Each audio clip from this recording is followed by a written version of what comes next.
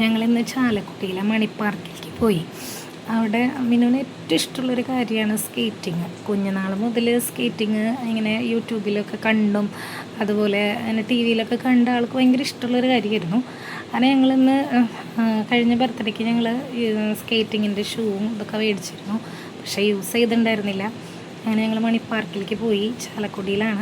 ചാലക്കുടിയിൽ ഇങ്ങനെ ഒരു സൗകര്യം ഉണ്ടെന്ന് ഞങ്ങൾക്കറിയായിരുന്നു. പക്ഷേ ഞങ്ങൾ ഇതുവരെ ചെന്ന് ആരോടൊന്നും ചോദിച്ചിട്ടൊന്നും ഉണ്ടായിരുന്നില്ല. അങ്ങനെ അവിടെ ചെന്ന് കഴിഞ്ഞപ്പോൾ ഒരു അനന്തു എന്ന് പറഞ്ഞൊരു ട്രെയിനറെ ഞങ്ങൾ പരിചയപ്പെട്ടു. അങ്ങനെ അവനാണ് ഞങ്ങൾക്ക് അതിന് വേണ്ടി എന്തൊക്കെ ചെയ്യണം എന്നൊക്കെ പറഞ്ഞത്.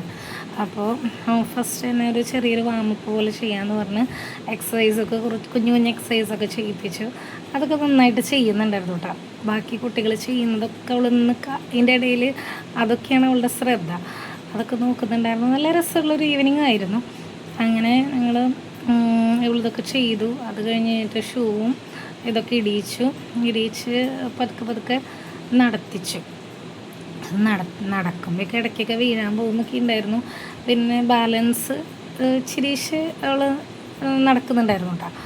അപ്പോൾ ഇടയ്ക്ക് കൈമ പിടിക്കും, അലയ്ക്ക് നടന്ന് നോക്കും. പക്ഷെ വീഴുന്നൊന്നും ഉണ്ടായിരുന്നില്ല.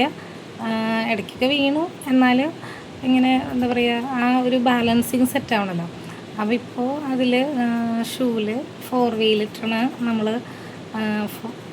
ഡബിളിട്ട് ആണ് നമ്മളത് പഠിപ്പിച്ചത്. കാരണം നമുക്കറിയില്ലായിരുന്നു ഇത് മറ്റേന്നാളിട്ട് ഒറ്റ വീലിലിട്ട് കഴിഞ്ഞാൽ വീഴാവോ എന്നുള്ളൊരു പേടിയൊക്കെ ഉണ്ടായിരുന്നു. അപ്പോൾ നമ്മളിത് ഡെക്കാത്തലോണിൽ മേടിച്ചത്. അപ്പോൾ അവർ പറഞ്ഞായിരുന്നു ഫസ്റ്റ് ഡബിൾ വീലിട്ട് പഠിച്ചതിന് ശേഷം ഒറ്റ വീലിടാം. ഞങ്ങൾ ആനന്ദിൻ്റെ അടുത്ത് ഇങ്ങനെ പറഞ്ഞപ്പോൾ ആനന്ദ് പറഞ്ഞു ശരിക്കത് ഡബിൾ വീലിട്ട് പഠിച്ചാൽ പിന്നെ ഒറ്റ വീലിട്ടുമ്പോൾ വീണ്ടും പേടിയാവുന്നു. അപ്പോൾ നമ്മൾ ഡബിൾ വീലിട്ട് ഒരു ദിവസം പ്രാക്ടീസ് ചെയ്തു. അപ്പോൾ എൻ്റെ അടുത്ത് പറഞ്ഞു ഇനി ഒറ്റ വീലിലാക്കിയിട്ട് നമുക്ക് പ്രാക്ടീസ് ചെയ്യാമെന്ന് പറഞ്ഞു. അവിടെ ഒത്തിരി കുട്ടികൾ സ്കേറ്റിംഗ് ബോർഡൊക്കെ പരിശീലിക്കുന്നുണ്ടായിരുന്നു കേട്ടോ. നന്നായിട്ട് ചെയ്യുന്നുണ്ടായിരുന്നു. സ്കേറ്റിംഗ് ബോർഡും ഷൂ അങ്ങനെ അധികം ഇട്ടാരും കണ്ടില്ല. എന്നാലും അവിടെ കുറേ കുട്ടികൾക്ക് ഷൂ അറിയാം.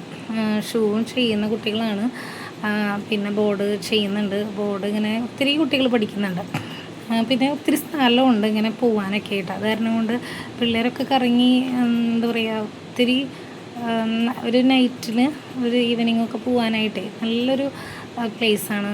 പിന്നെ എക്സസൈസും ചെയ്യാൻ, ജോഗിങ്ങൊക്കെ ചെയ്യാനായിട്ടുള്ള ഏരിയ ഉണ്ട്. ആളുകളൊക്കെ അതിന് വരുന്നുണ്ടായിരുന്നു. നടക്കുന്ന സൈഡ് മുഴുവൻ റൗണ്ടിൽ അതിനുള്ളതുണ്ട്. പിന്നെ കുട്ടികൾക്ക് കളിക്കാനുള്ള ചെറിയ പാർക്ക്, ഒരു ഫാമിലിക്ക് ഈവനിങ് സ്പെൻഡ് ചെയ്യാൻ പറ്റിയൊരു സ്ഥലമാണ്. ഇപ്പം പിന്നെ അവിടെ ഇങ്ങനെ നടന്നു വരുന്ന സമയത്ത് വീണായിരുന്നു കേട്ടോ. അത് കഴിഞ്ഞപ്പോൾ എഴുന്നേറ്റ്. അപ്പോൾ ആനന്ദ് പറഞ്ഞു വീണ പഠിക്കുക എന്നൊക്കെ പറഞ്ഞു കഴിഞ്ഞപ്പോഴേക്കും ആൾ പിന്നെയും ഓക്കെ ആയി. പിന്നെ കുറച്ച് നേരമൊക്കെ അവിടെ നിന്നു. കുറച്ച് നേരം ഇരിക്കും, കുറച്ച് നേരം നിൽക്കും, കുറച്ച് നേരം ഇത് ആൾ റെസ്റ്റൊക്കെ എടുക്കുന്നുണ്ടായിരുന്നു. അപ്പോൾ ഈ കുഞ്ഞു കുരുന്നുകൾ കണ്ടോ, കുട്ടികളൊക്കെ പോണ കാണാൻ ഞാൻ ഇങ്ങനെ നോക്കി നിൽക്കുമായിരുന്നു. നല്ല രസമുണ്ടായിരുന്നു ഇങ്ങനെ ഓടിച്ചാടി പോണ കാണാൻ. എനിക്ക് ഭയങ്കര ഇഷ്ടമായിരുന്നു. എനിക്കും സത്യം പറഞ്ഞാൽ അത് പഠിക്കുന്നത് ഭയങ്കര ആഗ്രഹമായി തോന്നി. അങ്ങനെ ഞങ്ങൾ കുറേ നേരം അവിടെ നിന്നു, ഇങ്ങനെ പഠിച്ചു. ഇപ്പോൾ ആദ്യത്തെ ദിവസമല്ലേ, ഒത്തിരി നേരം നമ്മൾ നിന്നില്ല. ഒരു 2 മണിക്കൂറോളം അവിടെ നിന്നു. അതിനിടയിലൊരു 1/2 മണിക്കൂറോളം ആൾ പ്രാക്ടീസൊക്കെ ചെയ്തു നോക്കി.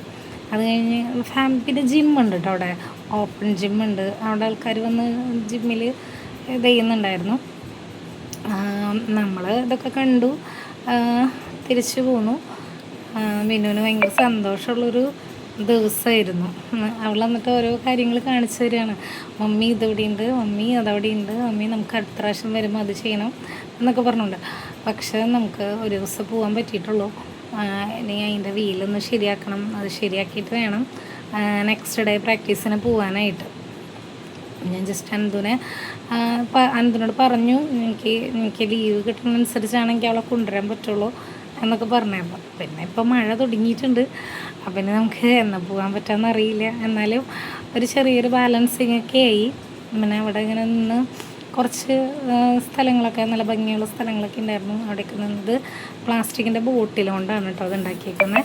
എനിക്ക് ഫസ്റ്റ് മനസ്സിലായില്ല ഇതെന്താണെന്ന്. പിന്നെ അടുത്ത് നിന്ന് നോക്കിയപ്പോഴാണ് മനസ്സിലായത്. നല്ല ഭംഗിയുണ്ടായിരുന്നു. പിന്നെ ഒരു ആനയുടെ സ്റ്റാച്ചു ഉണ്ട് അവിടെ. അങ്ങനെ ആനയുടെ സ്റ്റാച്ചു ഒക്കെ കുറച്ച് നേരം അവിടേക്ക് നിന്ന് കളിച്ചതിന് ശേഷം ഞങ്ങൾ വീട്ടിലേക്ക് പോന്നു. അപ്പോൾ ഇതാണ് കേട്ടോ ഞങ്ങളുടെ ഇന്നത്തെ വിശേഷം.